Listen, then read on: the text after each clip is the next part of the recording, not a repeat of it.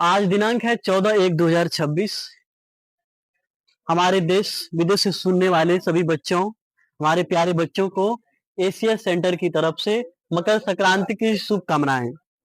बहुत सारी शुभकामनाएं, ढेर सारी शुभकामनाएं, क्योंकि अभी बिहार विद्यालय परीक्षा समिति के द्वारा जो बिहार एग्जामिनेशन बोर्ड जो एग्जामिनेशन आयोजन कर रही है फरवरी में, उसमें बच्चों की बहुत सारे महत्वपूर्ण प्रश्न, ये संभावित प्रश्न बहुत कम समय में तुम लोग को तैयार करवाना है। उसके लेकर के आज मकर संक्रांति के शुभ अवसर में भी बच्चों को छुट्टी नहीं दी गई है, तो इसके लिए बहुत सारे ढेर सारे शुभकामनाएं। बिहार बोर्ड में महत्वपूर्ण संभावित प्रश्न 100% अनिवार्य।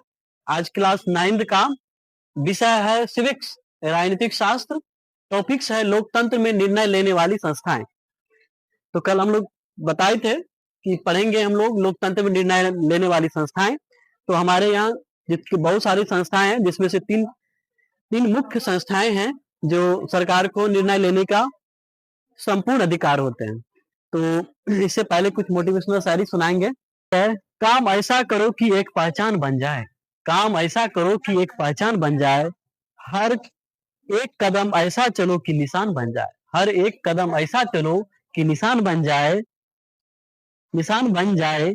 यहाँ जिंदगी तो हर कोई काट लेता है, यहाँ जिंदगी तो हर कोई काट लेता है, जिंदगी इस कदर जियो की मिसाल बन जाए, जिंदगी इस तरह जियो की मिसाल बन जाए।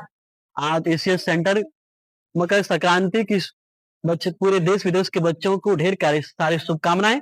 आज स्टार्ट करते हैं लोकतंत्र में निर्णय लेने वाली संस्थाएं। हमारे देश में कल बताए थे 3 मुख्य संस्थाएं होते हैं। एक होते हैं सरकारी, एक होते हैं गैर सरकारी, सरकारी, एक होते हैं अर्ध सरकारी।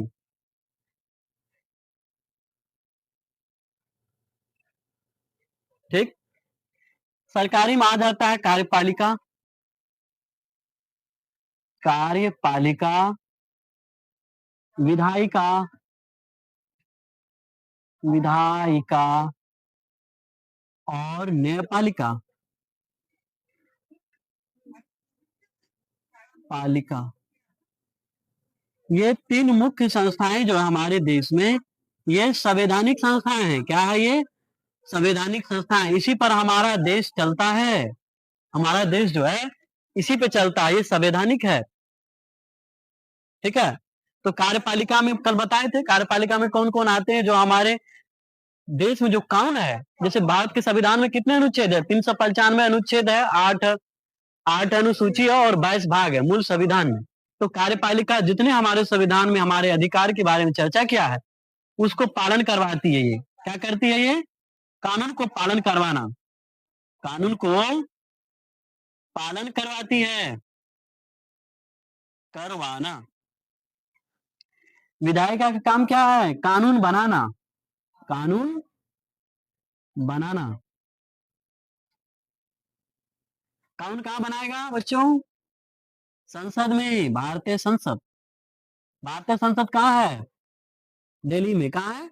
दिल्ली में है। एक है न्यायपालिका, न्यायपालिका सबसे हमारे देश में सर्वोपरि सबसे श्रेष्ठ किसे माना गया है? न्यायपालिका को।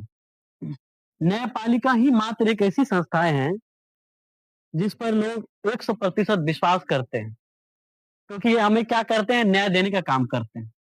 क्या करते हैं? न्याय देने का काम करते हैं,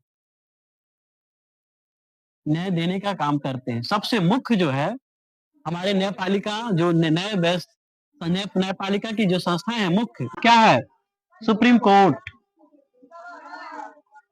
सुप्रीम कोर्ट। सुप्रीम कोर्ट कहाँ है? सुप्रीम कोर्ट कहाँ है रे? न्यू दिल्ली में है। कहाँ है? न्यू दिल्ली में है। हमारे जितने भी अदालत हैं, जैसे जिला लोक अदालत है, हाईकोर्ट है, सारे फैसले को कौन रद्द या उसे अमान्य कर सकता है? Supreme court. सुप्रीम कोर्ट से जो फैसला आ गया उसे कोई भी बदल नहीं सकता, राष्ट्रपति या प्रधानमंत्री तक भी उसे बदल नहीं सकता। वो सभी से सर्वोच्च है, सर्वोपरि है ये। ठीक है। लेकिन राष्ट्रपति को कुछ प्राइवेसी दिया गया, पॉकेट मनी जिसको कहते हैं, कुछ उसको अलग अधिकार है जो सुप्रीम कोर्ट उसे सबसे सर्वोच्च पद राष्ट्रपति के पद को मानता है। कोई भी हमारे देश में जो भी संस्थाएं हैं, कोई भी 100% कोई भी हम अपने आप को एक कोई भी 100% नहीं है। सभी अपने अधिकार में बंधे हुए हैं। कार्यपालिका अपने अधिकार क्षेत्र में ही काम कर सकते हैं। सबका एक अधिकार है। क्या है? अधिकार। अपने अधिकार से यदि बाहर होगा तो उसका क्या हो जा सकता है? उसको न्यायपालिका न्यायपालिका में उसे जवाब देना पड़ेगा। इसका भी विधायिका का भी अपना अधिकार है। आप बताओ, तुम्हारा अधिकार है, जैसे हमारे शिक्षा मंत्री होते हैं कार्यपालिका में, शिक्षा मंत्री शिक्षा पर ही चर्चा कर सकता है।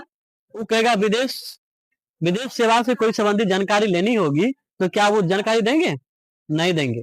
तो क्योंकि वो अपना अधिकार में बंधे हुए। विधायिका विधायिका का काम है कानून बनाने। वो कानून बनाएगा। कहाँ बनाएगा? भारतीय संसद में। ठीक है। और न्यायपालिका का काम है न्याय देना।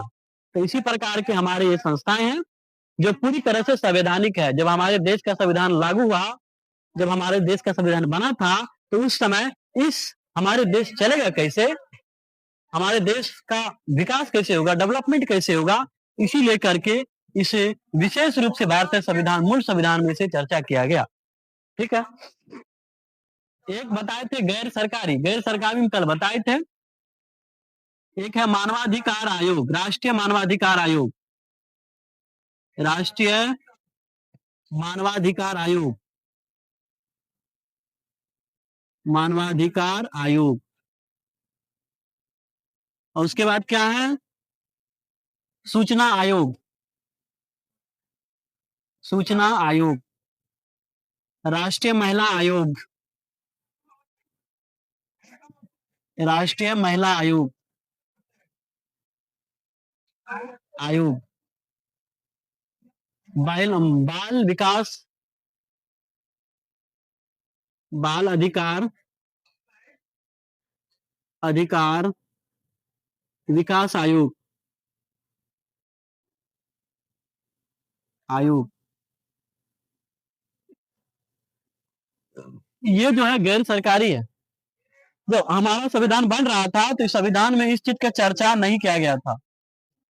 ये सब सारी संस्थाएं हमारे देश में नहीं थी। जब हमारा देश का संविधान लागू हो गया तो हमारी सरकार को लगा कि नहीं, अभी हमारे देश में बहुत ऐसी संस्थाएं की व्यवस्था करनी होगी जो कि हमारा देश को विकास को आगे बढ़ा सकता है। तब सरकार ने राष्ट्रीय मानवाधिकार आयोग को भारतीय संसद में भारतीय संसद में एक विशेष अधिनियम ला करके कानून में संशोधन करके इसे जोड़ा गया। मानवाधिकार आयोग को जोड़ा गया भारतीय संविधान में, सूचना आयोग को भी जोड़ा गया, और राष्ट्रीय महिला आयोग को भी जोड़ा गया, और बाल अधिकार को भी जोड़ा गया। तो भारतीय संविधान में इसे गैर संवैधानिक दर्जा प्राप्त है। ठीक है। ये सारी संस्थाएं को, इसीलिए इसे गैर सरकारी कहा गया है।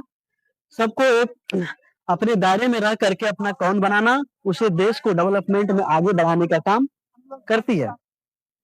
तो यहाँ तक है। उसके बाद हम लोग आगे पढ़ाते हैं हमारे देश में जो यहाँ तक है, इसको मिटाते हैं।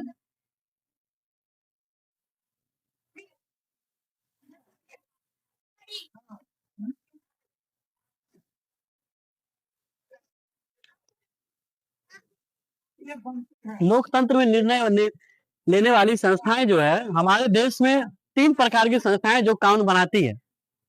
जैसे पहला हो गया संघ सरकार, संघ सरकार यानी संघ सूची, संघ सूची, संघ सूची, राज्य सूची,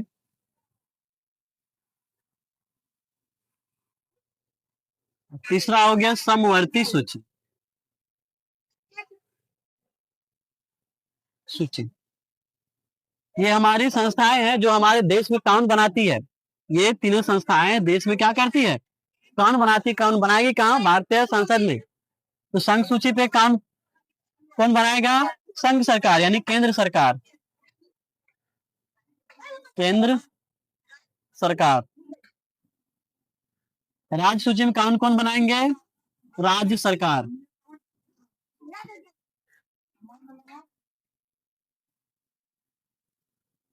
राज्य सरकार। समवर्ती सूची में कौन बनाएंगे? समवर्ती सूची में कौन बनाएगा? संघ और राज्य दोनों, संघ और राज्य दोनों मिलके क्या बनाएगी? कानून बनाएगी हमारे देश में। ठीक है।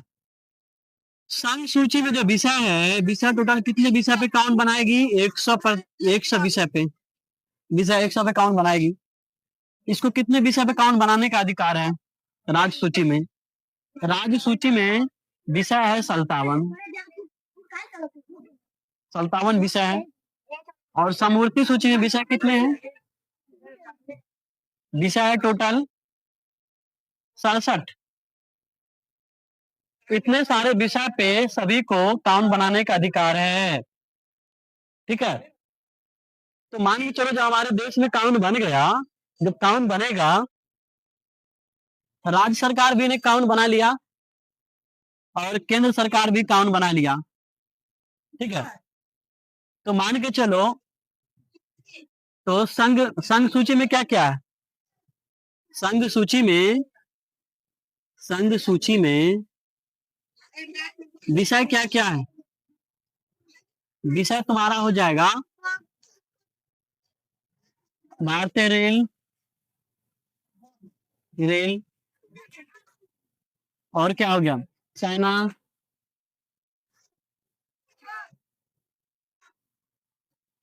डाक,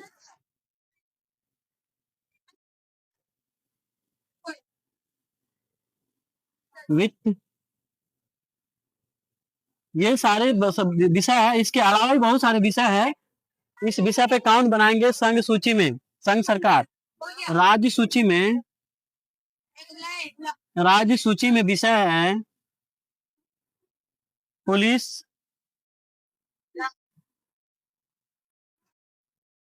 भूमि, कृषि। इस पे कानून बनाएगा कौन? राज्य सरकार बनाएगा कानून। इससे अलावा भी बहुत सारे विषय होते हैं। एक होते हैं समवर्ती सूची। समवर्ती सूची का विषय क्या है? समवर्ती सूची का विषय है वन, स्वास्थ्य, शिक्षा।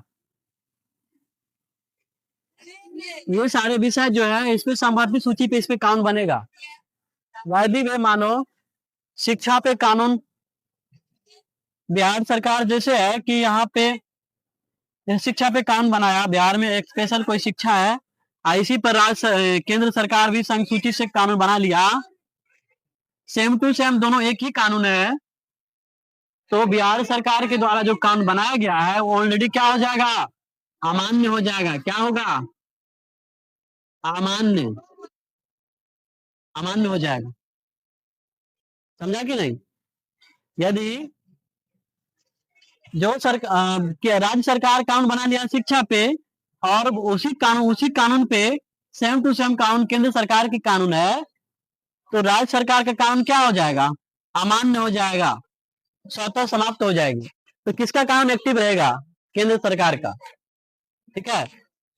तो इसी प्रकार से हमारे ये संस्थाएं जो है हमारे देश में विभिन्न प्रकार की, हमारे जनता, हमारे देश के जो जितने भी लोग हैं उसको विकास के लिए, उसके कल्याण के लिए अनेक प्रकार की कानून बनाती है, जो हमारे देश के विकास के लिए प्रगति का रास्ता साफ करता है।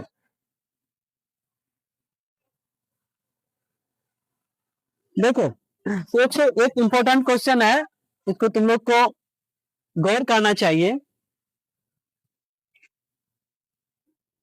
हमारा देश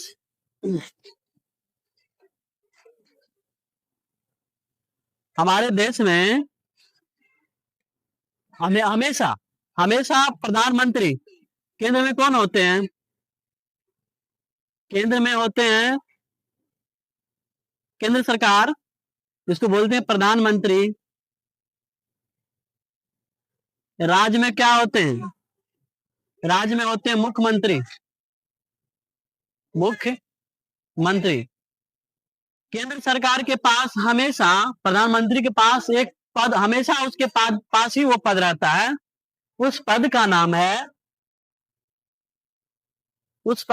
है जन शिकायत और पेंशन। जन शिकायत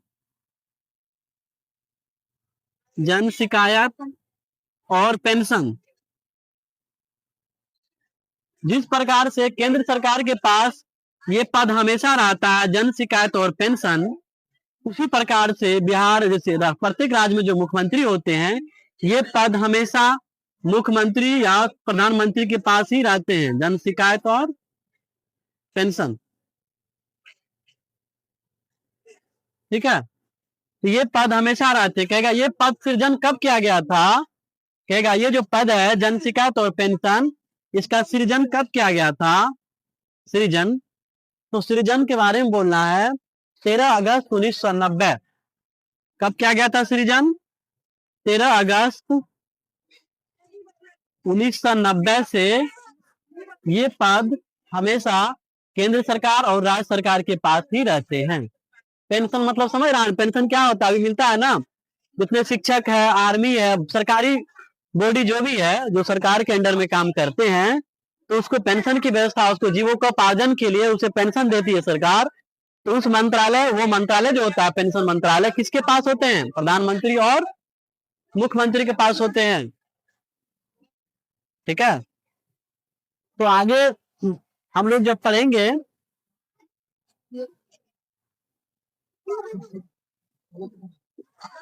देखो हमारे देश में जितने टाइप के जो सरकारें होते हैं, केंद्र सरकार और राज्य सरकार,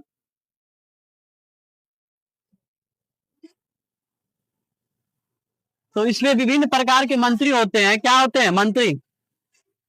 और मंत्री के विशेष क्या होते हैं? सेक्रेटरी होते हैं। मंत्री के क्या होता है? सचिव। सेक्रेटरी को हिंदी इंग्लिश में बोलते हैं सेक्रेटरी, या हिंदी में उसको बोलते हैं सचिव। उसका सचिव होते हैं। सचिव क्या करते हैं? उस विभाग से संबंधित जो भी कार्य होंगे, उस कार्य को क्या करेंगे? उसको देख रेख करेंगे और सरकार तक उस चीज को पहुंचाएंगे। आज हम लोग का ये जो था लोकतंत्र में निर्णय लेने वाली संस्थाएं, उस संस्थाएं के बारे में हम लोग विस्तार से वर्णन किए। कल जो हम लोग का टॉपिक होगा, कल का टॉपिक का नाम है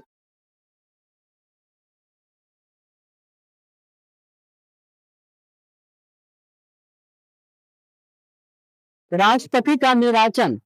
कल का टॉपिक है हमारा, हम लोग का कल का टॉपिक